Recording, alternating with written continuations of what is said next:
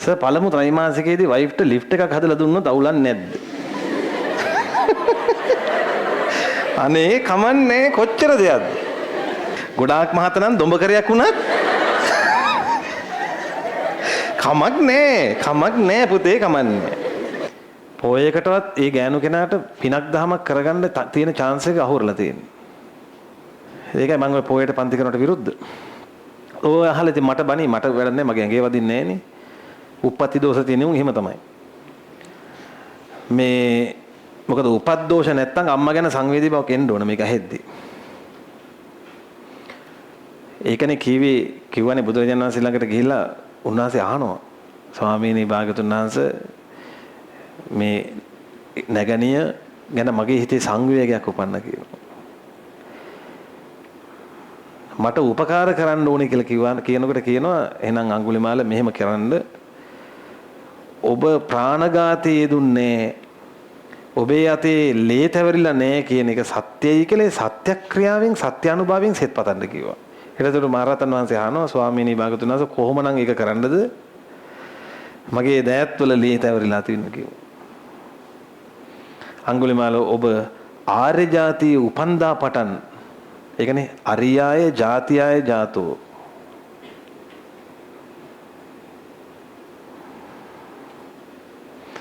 ආර්ය ජාතිය උපන්දා පටන් ඔබ ප්‍රාණඝාතය දුන්නේ ඒක සත්‍යක්. ඒ සත්‍යක්‍රියාව ප්‍රමාණවත් කිව්වා. බලන්න සත්‍යානුභවය කියන එක ළමයි ඊට පස්සේ උන්වහන්සේ අර ප්‍රසූත වේදනාව කියන ස්ත්‍රිය ළඟට ගිහිල්ලා වාඩි වෙලා උන්වහන්සේ සත්‍යක්‍රියා කරන යතෝහම් බගිනී පින්වත් නැගණිය අරියාය ජාතියා ජාතෝ නාබිජානාමි සංචිච්ඡපානං ජීවිතා වෝරෝපේතා මම ප්‍රාණඝාතයෙන් වැළකුණා. ආර්ය ජාතිය උපන්දා පටන් මං ප්‍රාණඝාතයෙන් වැළකුණා. ආර්ය ජාතිය උපන්දා පටන් කියලා කියන්නේ මොකද්ද? තෙරුවන් සරණ ගිය දින පටන් ඒ සත්‍යානුභවයෙන් සෙත් වේවා කියලා කිව්වා. සුවසේ ඉපදුනා කියන දරුවා. ඒ සත්‍යක්‍රියාව කොපමණ බලවත්ද යනෝ 80 මහා ශ්‍රාවකයන්ගෙන් එක් වහන්සේ නමක් මේ කවුද අඟුලිමාල මහරහතන් වහන්සේ මෛත්‍රී බුද්ධ ශාසනයේත් ඒ සත්‍යක්‍රියාව එපමණකටම බලංගු බැවින් මෛත්‍රී බුද්ධ ශාසනයේදී අඟුලිමාලයන් වහන්සේ නමක් පහළ වෙන්නේ පුදුම සහගතයි. මෛත්‍රී බුද්ධ ශාසනයේ අඟුලිමාල පිරිත වදාරන්නේ බුදුරජාන් වහන්සේ.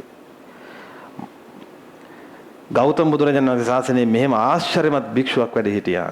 ඒ රහතන් වහන්සේ මෙසේ සත්‍යක්‍රියා කළා කියලා පිරිත වදාරන්නේ බුදුරජාණන් වහන්සේ. ඒ නිසායි අඟුලිමාල පිරිත Tamanට ආරක්ෂක පිරිතක් විදිහට පවත්තන්න. පොඩි පිරිතක් විනාඩි 2කින් කීයේක.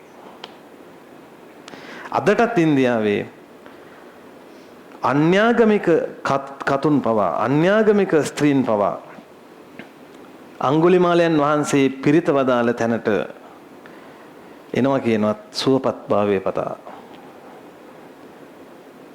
සත්තු පවා සමහර සත්තුන්ට පවා මේ පැටව බොහෝ වෙනකොට එතන ඒ ප්‍රසූත වෙන තැන ඒ සත්‍යක්‍රියාව බලයේ තියෙනවා කියන තාම. ඒ නිසා අඟුලිමාලයන් වහන්සේ ගැන හිත පහදව ගන්න. අපි කොච්චර විද්‍යාවෙන් ඉහළට ගියත් ධර්මයේම තමයි ශ්‍රේෂ්ඨ. ධර්මයේම තමයි ශ්‍රේෂ්ඨ. ඒක අවසානයේ තේරෙනවා. ඔන්න ඔහමයි ඒක උනේ. දැන් ඔන්න අපි මේක ඉගෙන ගත්ත ප්‍රසූත වෙද්දී පළවෙනියට වෙනවා කිව්වා ගැප් ගල විදාරණය වෙන එක. ඊළඟට වෙනවා කිව්වා දරුවා බිහි වෙන එක. ඒතර පියවර දෙකයිනේ පුතේ. තුන්වෙනි පියවර විදිහට මෙන්න මේ ඩිස්ක් එක ගැලවිලා එන්න ඕන. මොකද්ද මේ ඩිස්ක් එකේ නම? කලල බන්දේ. දැන් මොකද ළමයි එළියට යන්නේ මොන වෙලත් එක්කද? පැකින වෙල එක්කනේ. ඒක තාම මෙතෙන්ට ප්ලග් වෙලා තියෙන්නේ. මේ ඩිස්ක් එක ගැලවිලා එන්න ඕන. අන්න අර කාර්යනේ වෙනවා. ගැලවෙද්දී මේ ලේසිද? ලේසි නෑ. මේවා මේ අස්සෙන් හයි වෙලා තියෙන්නේ. එද්දී අංගුලිකා එකක් දෙකක් කැඩෙන්න පුළුවන්. එන්ඩෝමෙට්‍රියම තැන් කීපකින් හානි වෙන්න පුළුවන්. නැද්ද? වෙන්න පුළුවන්. දරුවගේ ලේ ටිකක් අම්මගේ ලේ පොකුණට වැටෙන්න පුළුවන්. වැටුණු ගමන් අර ශිරා සැකසීලා තියෙන මොනව කරන්නද ලේ? අවශෝෂණය කරගන්න. අන්න ළමයාගේ රුධිරාණු ටිකක් යනවා කාගේ ලේ වලටද? අම්මගේ ලේට. අන්න ප්‍රශ්නේ. ළමයා රීසස් දන නම් රීසස් සාධකේ රිංග ගන්නවා කාටද? අම්මට. රීසස් රින කෙනාට. එතන ඉඳන් අර පාඩම මතක තියෙන්න ඕන. ප්‍රතිරීසස් හැදෙනවා අම්මගේ ඇඟේ ප්‍රතිදේහ තියෙනවා. දැන් අම්මගේ ඇඟේ මොන දේහද තියෙන්නේ? ප්‍රතිදේහ. ඊළඟ දරුවා එනවා. දැන් මට කියන්නේ රුධිර සෛල නොගියාට මොනවද යන්නේ? ප්‍රතිදේහ. දැන් තේරෙනවද? ගිහින් ඇටැක් කරනවා. එතනයි ගැටලුව. එතකොට දැක්කද ප්‍රසූතිය අවදි 3යි. ආය කියන්නේ මොන ගෙල විදාරණයේද? ගැප් ගෙල විදාරණය, ඊළඟට දරුවා බිහිවීම, ඊළඟට මොන බන්දේ පැමිණීමද? කලල බන්දේ එළියට එන්නේ. ඒක නිදහසේ ගැලවෙන්න දෙන්න ඕන මේ අර ගර්භාෂයේ පේශි සංකෝචන ක්‍රියාවලියෙන්ම. නැතු එළියේ ඉඳන් අදින්නේ ඕඩි හෙලයි කියලා. ගැලවෙන්න දෙන්න ඕන.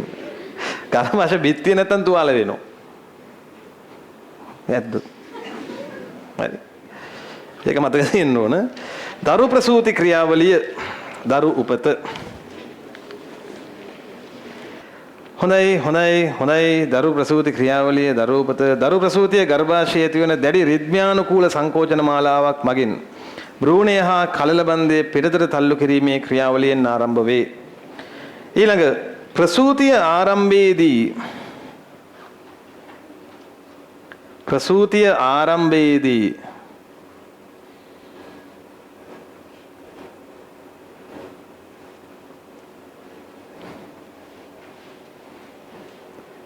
පළමු ත්‍රිමාසිකයේදී වයිෆ්ට ලිෆ්ට් එකක් හදලා දුන්නොත් අවුලක් නැද්ද? අනේ කමන්නේ කොච්චර දෙයක්ද? ගොඩාක් මහත නම් දොඹකරයක් වුණත්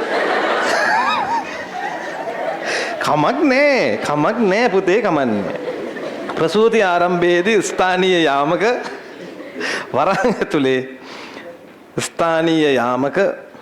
වරහන් ඇතුලේ ප්‍රොස්ටග්ලැන්ඩින්